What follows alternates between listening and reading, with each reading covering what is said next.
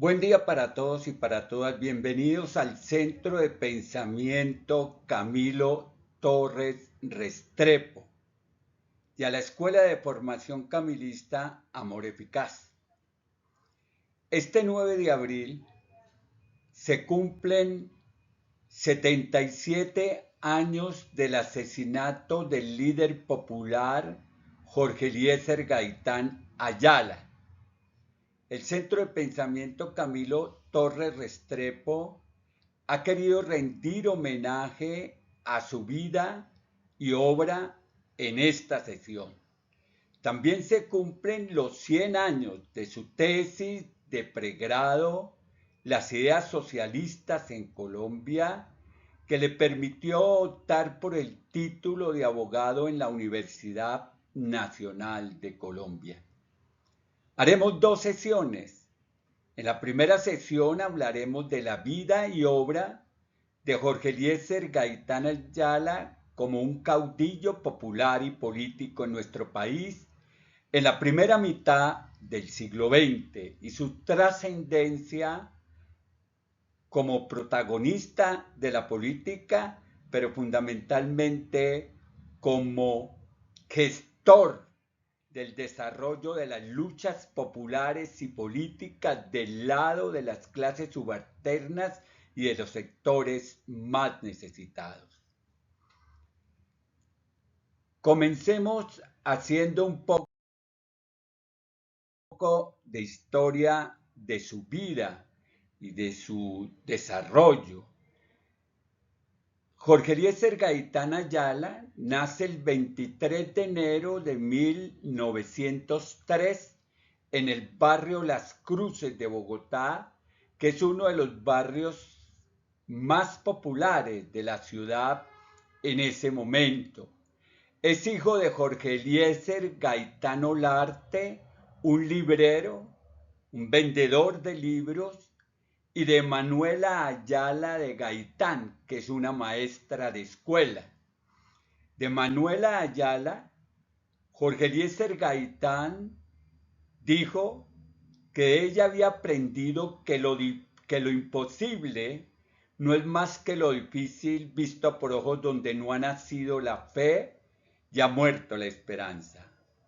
Qué bueno que en un tiempo como este de paz total entendamos que lo imposible no es más que lo difícil visto por ojos donde no ha nacido la fe y ha muerto la esperanza. Fue una familia de estrato popular en el que tuvieron vida 6 hijos. Jorge Eliezer Gaitán realizó sus estudios primarios en una escuela pública del municipio de Facatativá en 1911.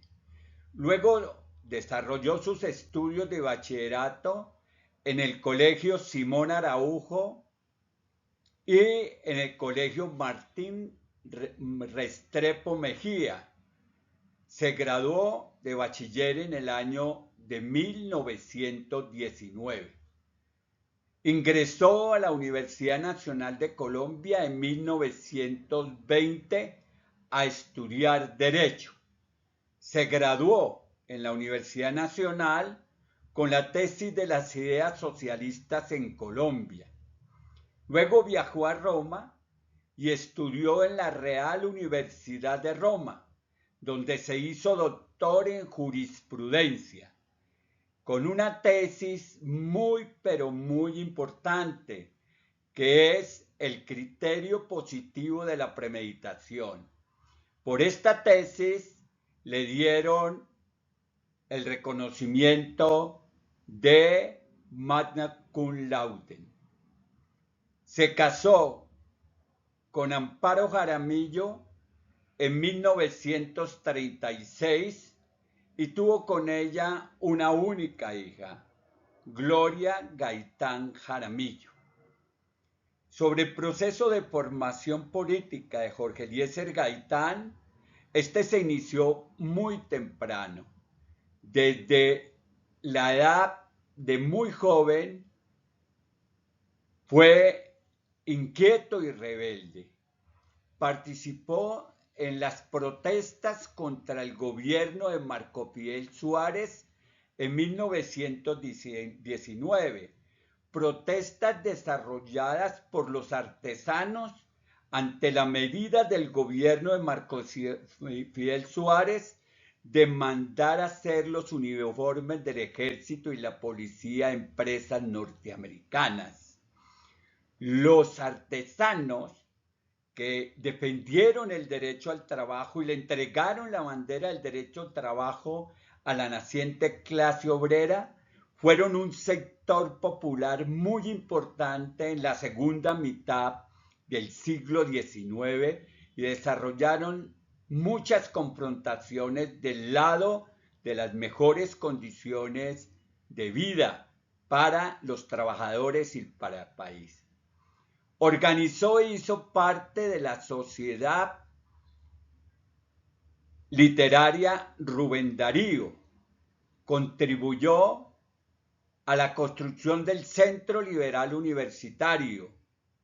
Bebió de las ideas del pensamiento liberal y de la historia del partido y de sus caudillos más sobresalientes. Entre ellos valga la pena señalar a Rafael Uribe Uribe, un caudillo del Partido Liberal que llenó la historia del partido en el finales del siglo XIX, comienzos del siglo XX. Nutrió su pensamiento político de las ideas socialistas, liberales y de las corrientes del pensamiento y la filosofía de su época. Su vida tuvo la posibilidad de vivenciar los tres sistemas políticos que han tenido existencia en la historia de la humanidad. Por una parte, vivió en el marco del capitalismo liberal.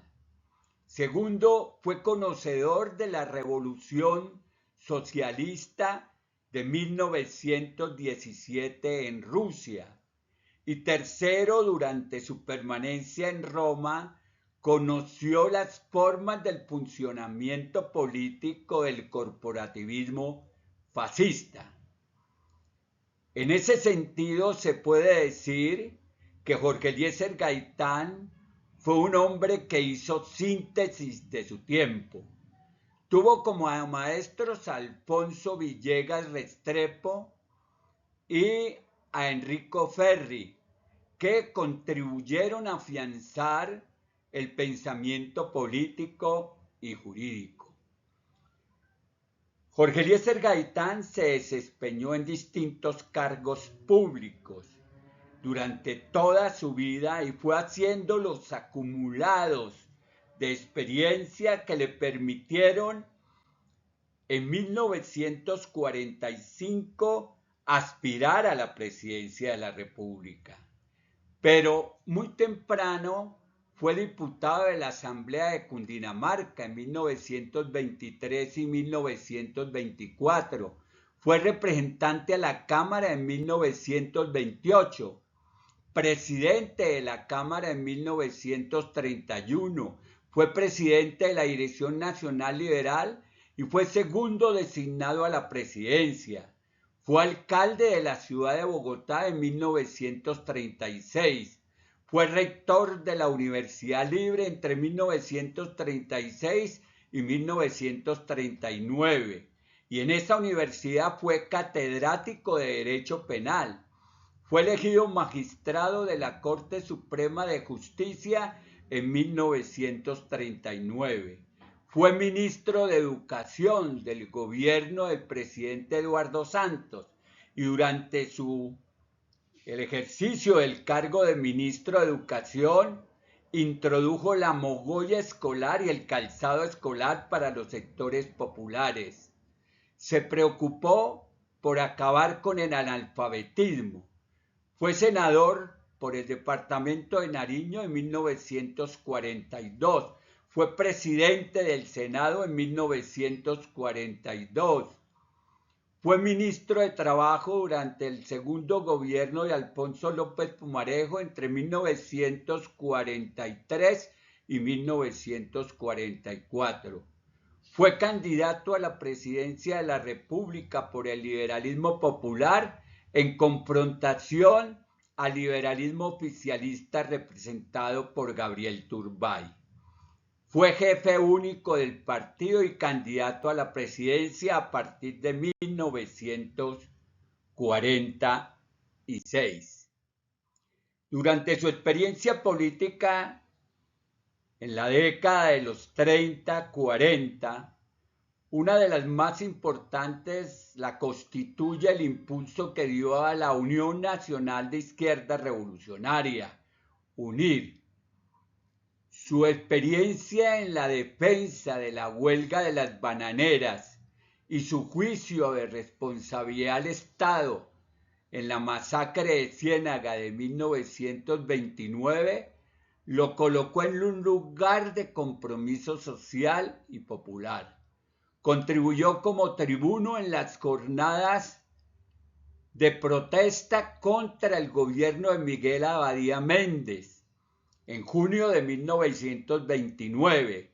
Recordemos que en estas protestas murió el estudiante Gonzalo Bravo Pérez y se consolida a partir de allí el desarrollo de una fecha importante de conmemoración de los estudiantes, el Día del Estudiante Caído, que se refrendará con los hechos que ocurrieron durante la administración de Gustavo Rojas Pinilla en 1954. Fue crítico de la actitud del reformismo tímido de Enrique Olaya Herrera, primer presidente liberal de 1930 a 1934. Creó con Carlos Arango Vélez y jóvenes liberales la Unión Nacional de Izquierda Revolucionaria en ruptura con el Partido Liberal oficialista. La Unión Nacional de Izquierda Revolucionaria tuvo una particular influencia entre la clase campesina, en las zonas cafeteras de Cundinamarca y en el norte del Tolima, Caldas y el Valle. Igualmente en el nacimiento del movimiento obrero y del movimiento popular. Uno de los elementos centrales de la plataforma de acción de la UNIR era la intervención del Estado con criterio social en lo económico. Se señala Jorge Eliezer Gaitán que el Estado debe participar en el desarrollo del sector económico con un criterio predominantemente social. Eso es parte de lo que se pretende haga el Estado actualmente. La reforma agraria y la organización de las cooperativas campesinas fueron propósitos también de la UNIR. Un nacionalismo antiimperialista en cuanto a la política exterior defendió la UNIR.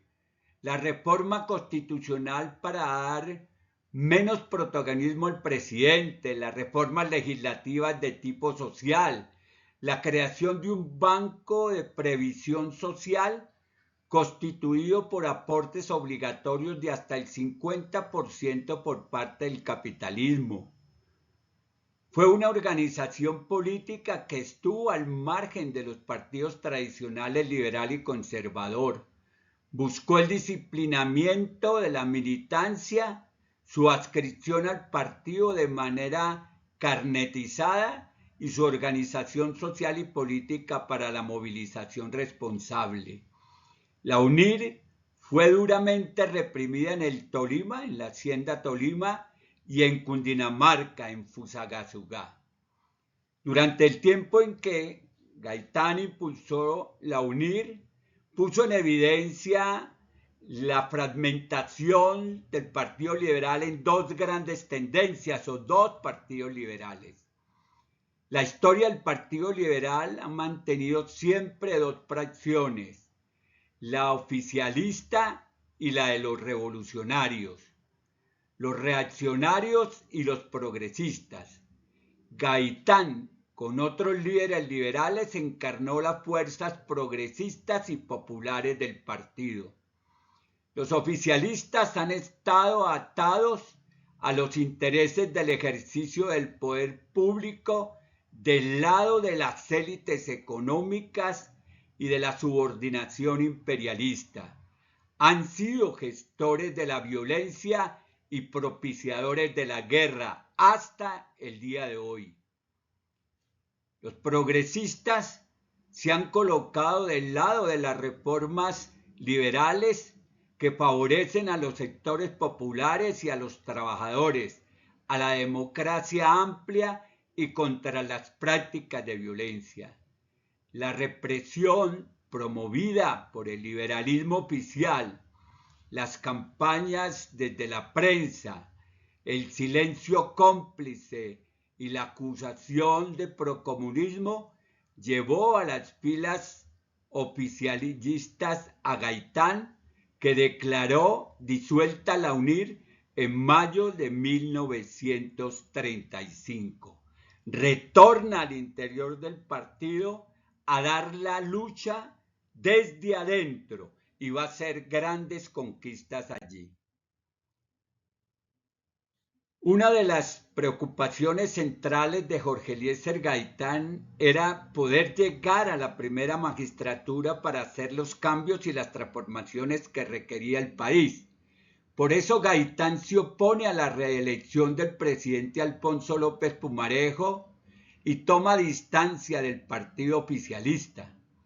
Desde comienzos de la década del 40, Gaitán ha entrado en un ascenso político vertiginoso que le da fuerza para confrontar la línea oficial a la presidencia del Partido Liberal.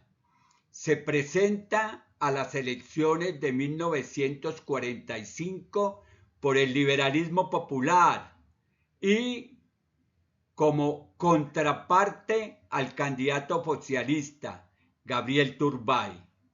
Agudiza su lucha contra la oligarquía liberal conservadora y levanta la consigna de que contra el país político conformado por los partidos liberales y conservadores está el país nacional que integramos todos los colombianos.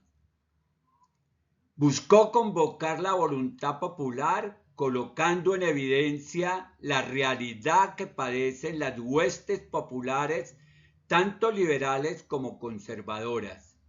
Para Jorge Eliezer Gaitán, el paludismo, el hambre, la pobreza, el analfabetismo, el desempleo, en general la desigualdad, no tiene color político.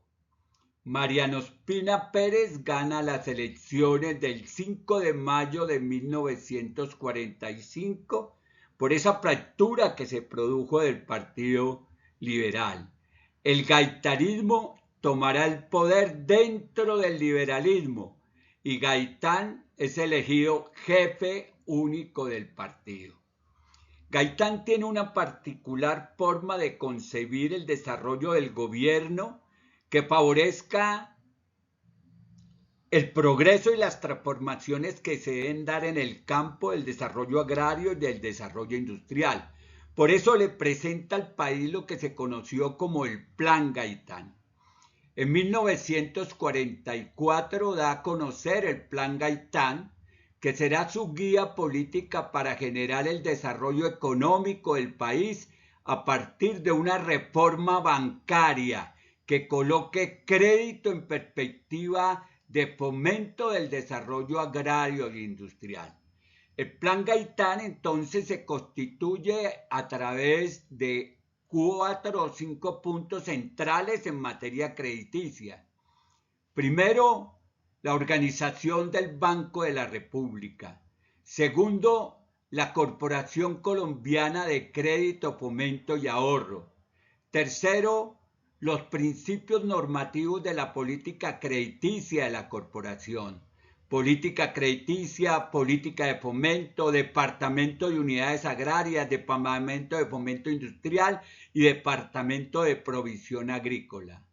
Nuevos medios de financiación de la corporación y va a fundar el crédito social, entre otros aspectos básicos para el desarrollo agrario e industrial con sentido social.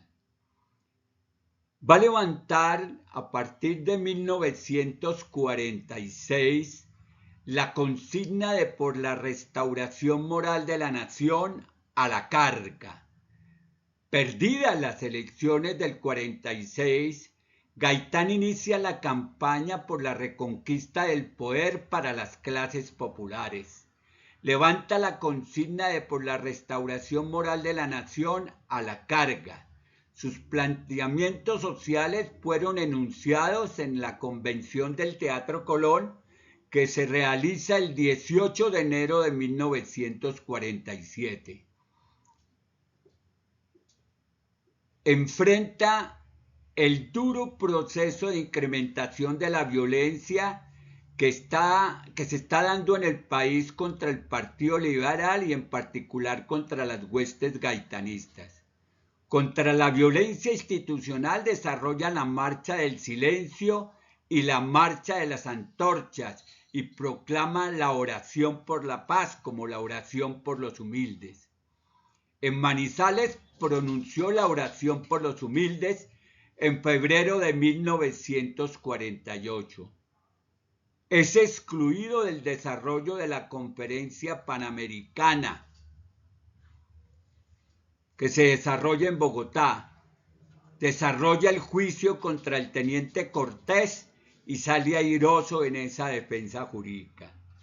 El 9 de abril, a la 1 p.m. de la tarde, es asesinado a puertas de su oficina en la avenida Jiménez con carrera séptima.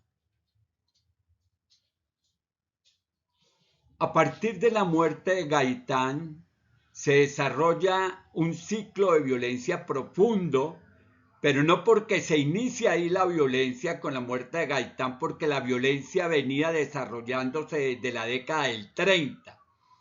Ese compás de espera de los enfrentamientos entre el Partido Liberal y Conservador, que sigue a la finalización de la Guerra de los 1000 días, va hasta 1930.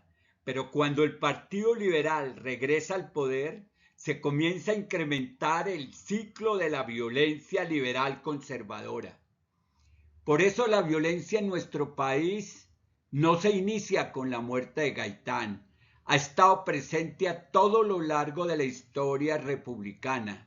La violencia ha sido el mecanismo utilizado por las élites políticas y económicas para resolver las contradicciones que se tienen entre las partes. Son las élites políticas oligarcas las que han utilizado como nadie la combinación de todas las formas de lucha y fueron las que introdujeron las armas a la política. Las oligarquías liberales y conservadoras han utilizado la violencia como mecanismo de ajuste del sistema político y del modelo económico. Han hecho de la violencia un activo económico y político para su propio beneficio. Las economías de acumulación por despojo son propias del comportamiento oligárquico, a los que se suman las prácticas de clientelismo y la corrupción. El asesinato selectivo, la masacre, el genocidio, las prácticas de tortura y la manipulación bestial y bárbara del cuerpo de las víctimas son parte de su repertorio de violencia de la que ha sido cómplice la Iglesia. Las víctimas, la violencia y la guerra ha sido una máquina productora de víctimas de todo tipo. Ha generado la violación de los derechos fundamentales, entre ellos el derecho fundamental a la vida. La violencia llenó el país de viudas y de huérfanos, de odios y de retaliaciones. La violencia criminal de las élites políticas modificaron en el marco de las necesidades de los procesos de modernización el mapa demográfico de la nación a través del desplazamiento forzado y también por esa vía el mapa de tenencia de tierra. Las víctimas de la violencia están representadas por las clases menos favorecidas, por los campesinos, por los sectores populares, por los trabajadores, por los indígenas, por las comunidades negras, por los inconformes y los jóvenes rebeldes. Las mujeres han tenido que pagar un altísimo precio en la defensa de sus familias, han sido blanco de todo tipo de violencias, sus cuerpos se han capturado como botines de guerra y han sido llenados de cicatrices de todo tipo. Las víctimas son pueblo puro, alienado e ignorante, enceguecido por odios ajenos, carne de cañón de la desidia de las clases opresoras. Tomemos en consideración algunas de las enseñanzas más importantes que deja Jorge Eliezer Gaitán y que puso en evidencia para cerrar esta primera presentación. Para Gaitán, las élites políticas oligárquicas están unidas por sus intereses y que la política liberal conservadora es una falacia para mantener dividido y enfrentado al pueblo, que los gobiernos están sumisos a los poderes imperialistas y que tienen el dedo en el gatillo para agredir al pueblo y la rodilla en el piso para obedecer al amo, que el hambre, la pobreza, la enfermedad, el desempleo, el analfabetismo no tiene color político. No hay hambre liberal y hambre conservadora, no hay pobreza liberal ni hay pobreza conservadora, no hay enfermedad liberal ni conservadora, hay hambre, pobreza y enfermedad, y eso no tiene color político. Que es necesario educar y organizar y movilizar al pueblo contra la tiranía de los partidos tradicionales, las élites oligárquicas y sus alianzas con el imperialismo. Que esas élites no tienen escrúpulos y que están dispuestas a todo para mantenerse en el poder a través del crimen y la violencia. Que hay que unirse en torno a una plataforma que recoja las urgencias y las necesidades más sentidas de la población, y que hay que construir socialmente un modelo propio de organización política y económica que sea pertinente para el país. Estas son algunas de las enseñanzas de Jorge Eliezer Gaitán Ayala. Hoy, al conmemorarse los 77 años de su asesinato y los 100 años de haber presentado su tesis sobre las ideas socialistas en Colombia, el Centro de Pensamiento Camilo Torres Restrepo y la Escuela de Formación Camilista Amor Eficaz rinden homenaje a este caudillo popular.